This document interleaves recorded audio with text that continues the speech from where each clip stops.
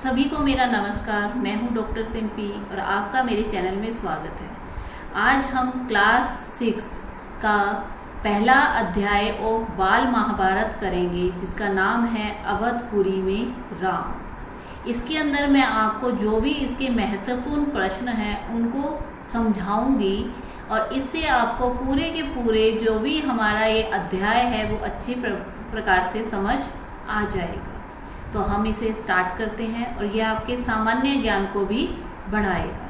तो इसमें सबसे पहला ये जो दृश्य दिखाया गया है ये दशरथ जी हैं, अवधपुरी में राम सबसे पहले अध्याय का नाम है। तो अब हम स्टार्ट कर रहे हैं प्रश्न 1। प्रश्न 1 है, राजा दशरथ के कुल गुरु कौन थे? तो उसका उत्तर है राजा दशरथ के कुल गुरु महर्षि वशिष्ठ थे। प्रश्न 2, राजा दशरथ ने अपनी चिंता के संबंध में चर्चा किनके साथ की? उन्हें बहुत चिंता थी। क्यों थी? क्योंकि उनके कोई भी संतान नहीं थी, तो इसलिए उन्हें चिंता थी। और इस चिंता के लिए उन्होंने किनसे चर्चा की? उन्होंने इसके संबंध में चर्चा महर्षि वशिष्ठ के साथ की।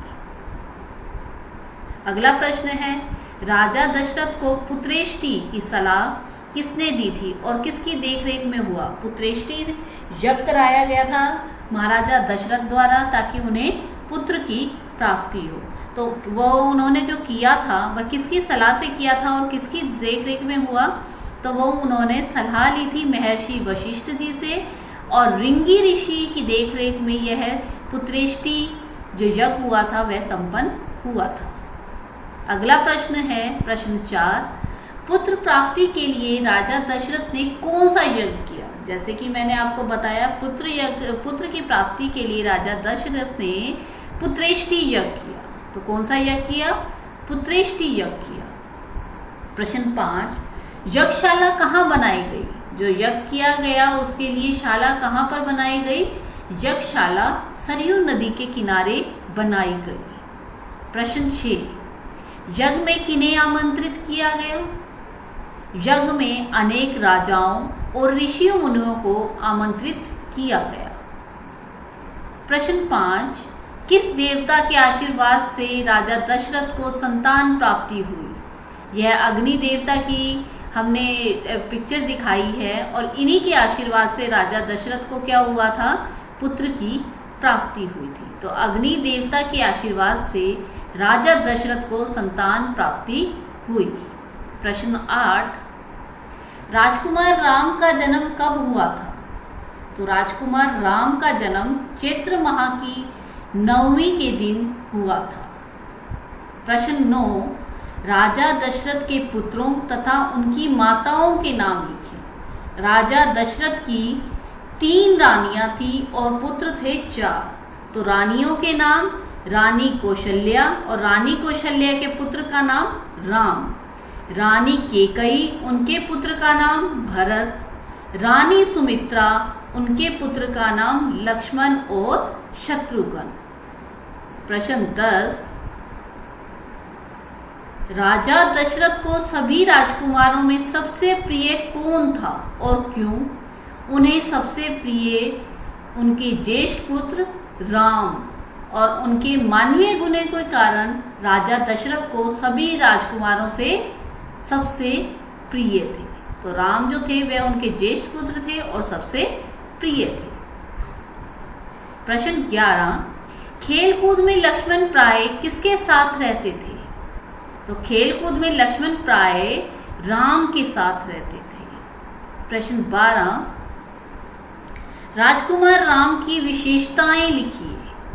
राजकुमार राम विवेकी, सर्वप्रिय, न्यायप्रिय और शालीन थे।